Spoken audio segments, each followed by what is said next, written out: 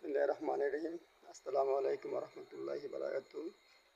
প্রিয় সহযোদ্ধা ভাই বন্ধুরা, কলিজা টুকরা ভাই বন্ধুরা, যারা আমার বাবার খবরটা ফেসবুকের মাধ্যমে বিভিন্ন ফোনের মাধ্যমে ছড়াই দিয়েছেন, আপনাদেরকে ধন্যবাদ ও শুকরিয়া ও মেহরবানি কৃতজ্ঞতা প্রকাশ করি।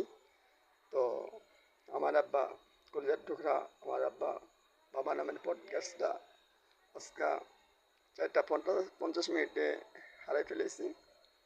তো আগামীকাল সকাল 10টা দিঘিরপাড় দাখিল মাদ্রাসার মাঠে জানাজা অনুষ্ঠিত হবে। আপনারা দয়া করে মেহরবানি করে যারা যারা পারেন মেহরবানি করে জানাজাত অংশগ্রহণ করবেন। আমার সাথে যদি কারো কোনো দ্বিধানন্দ থাকে ঝগড়া পেঁচার থেকে প্লিজ আমি ক্ষমা প্রার্থী, আমাকে ক্ষমা করে দেবেন।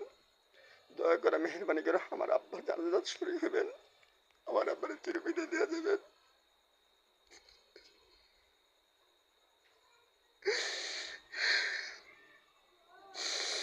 আমি এক জায়গায় খবর দেওয়ার জন্য গেছিলাম, ফোন ধরে না বিদায়। ওই জায়গায় আসার পথে আমি ধরে একটা ভিডিও বলছিলাম যে বুঝি বাবা হারাইলাম। তার 50 মিনিট পরেই বাবারে হারাইলাম। তো